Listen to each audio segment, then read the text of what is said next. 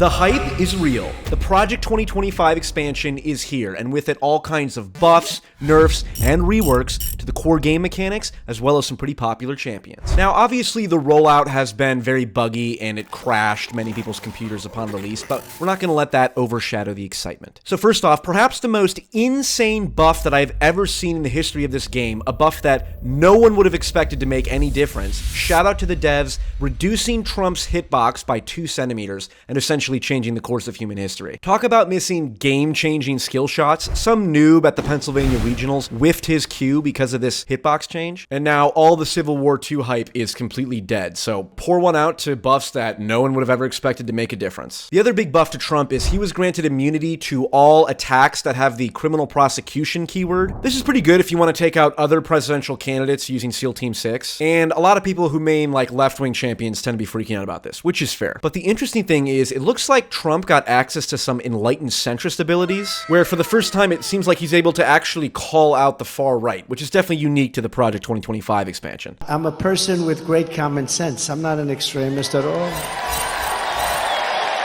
Like some on the right, severe right, came up with this Project 25, and I don't even know. They're sort of the opposite of the radical left, okay? You have the radical left and you have the radical right, and they come up with this, I don't know what the hell it is, it's Project 25. He's involved in Project, and then they read some of the things, and they are extreme. I mean, they're seriously extreme. The other major news, of course, Joe Biden removed from the game. A lot of people were not surprised, given that he is the oldest champion in League of Politics. Although it's funny because everyone at Riot Games, that they kept putting out memos, oh, we're not going to change him, he's fine, he's still a good counter to Trump and MAGA-type champions. They added this whole sharp as attack ability to try and fix the consistent lag that people experience when playing this champion. He's still great. He is sharp in meetings. I believe the people who say that behind closed doors, Joe Biden remains sharp. In meetings, Joe Biden is sharp. He's sharp, he's fit. There is nothing to these challenges, these suggestions that somehow he's not sharp. He's sharp as a tack. Of course, this ability made no difference at Worlds when Team DNC first picked Biden and then got absolutely steamrolled by Team RNC with the obvious Trump pick. The total initiative relative to what we're going to do with more Border Patrol and more asylum officers. President Trump? I really don't know what he said at the end of that sentence. I don't think he knows what he said either. Executed. So I actually think a lot of people are glad he's gone, but it is his replacement that everyone is talking about. That's right, Kamala Harris, one of the most well-known meme champions in the game. She has a reputation for having the best emotes of any champion, with premium dance moves as well as an ultra-spammable laugh. Poor hubby. Poor hubby. No. Now, the interesting thing that people have pointed out is that there appears to be some anti-synergy built into her kit, which is kind of odd. Her W is just fell out of a coconut tree, which is a very solid gap closer because you exist in the context of all in which you live and what came before you. But then she also has this long-ranged ability called Unburdened by What Has Been, which is great because you can imagine what you can be unburdened by what has been. And that's fine to be unburdened by what has been, but then what happened to the context of all in which you live and what came before you? If you're unburdened by the context, then it's as if you did just fall off a coconut tree. I don't know. It's too hard to make heads or tails of this. I don't really understand it. And I don't think anyone does, to be honest. Also, there was a lot of confusion as to whether or not Kamala had access to the Border Czar skill tree, because once again, Riot does not seem to know what press releases are supposed to be released and when and by who. It's just a mess. What he said about Harris and immigration was not true. She was never appointed Border Czar. And this will be her first visit to the U.S.-Mexico border region since she was appointed as the border czar by President Biden. People gonna have to counter the misinformation. You already hear folks talking about the border czar. She wasn't the border czar. President Biden tapped Kamala Harris, Vice President Kamala Harris, to be the border czar. Now, she wasn't the border czar. That's what Republicans labeled her. Speaking of the core changes from this new expansion, this overall is basically a massive buff to right-wing team compositions. The exception might be Libertarians, because their kit doesn't really synergize well with the social conservatism from this expansion pack. But literally on page 4 of the patch update, it straight up says they're going to get rid of all kinds of items that normally favor left-wing champs. Not just from executive agency regulations, but from legislation too. Now, to be honest, a lot of these items are actually straight up garbage, like the whole DEI build tree. I will never understand why people people playing left-wing champions will choose to spend all their gold on rich white corporate consultants explaining to their teammates why they're secretly racist, rather than just investing all that gold in community activists who teach disenfranchised youth basic vocational and technical job training. But some of these changes seem to make Christian nationalist champions, for example, way too overpowered. Don't get me wrong, I don't play Christian nationalist champs. Their playstyle's generally too by the book for me. But if this whole Satanist meta keeps up with people just spamming degeneracy, I might honestly just queue up with some far-right bullshit just to even all this out. But I don't know, removing protection for sexual orientation and abortion from all legislation, it's just, that seems like an overcorrection they're gonna have to roll back at some point, you know what I mean? To be fair, there are some good changes in the patch notes. A lot of focus on ensuring the North American servers are protected and made more reliable, which is great because if the servers go down and none of us have power for several months, let's be honest,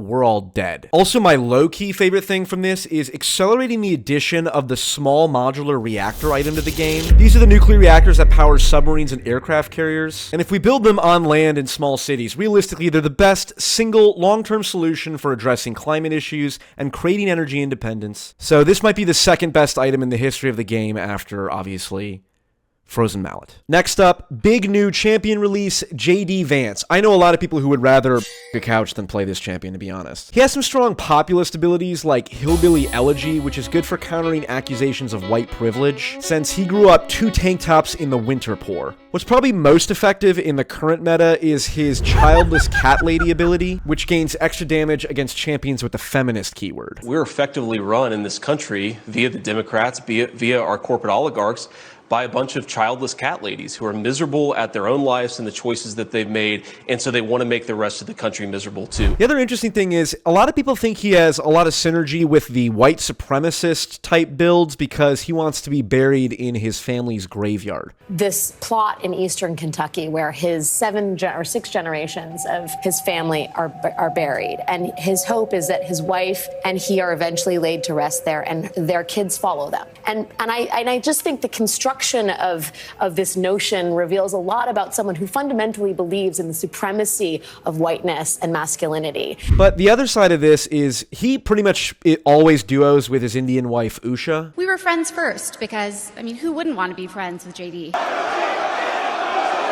And a lot of the white supremacist players are saying he's a great replacement cuck or whatever it is. Again, I don't understand half of this shit. Okay, next let's talk about the changes to Destiny, the Master Debater. Destiny's one of the main champions that got released as part of the online political streamer expansion pack from a few years ago. And I gotta say, not sure how I feel about the new changes. Get the dude, the firefighter guy, Trump, people that support him. So the main change is quadrupling the damage he does while in Mr. Borelli mode. Remember, Destiny's W is his toggle ability to flex in and out of his light and dark side form. In fact, here's the clip from his champion spotlight to refresh your memory. At a moment's notice, Dr. Destiny can accidentally ingest enough amphetamines to transform into his deranged schizo avatar form known as Mr. Borelli.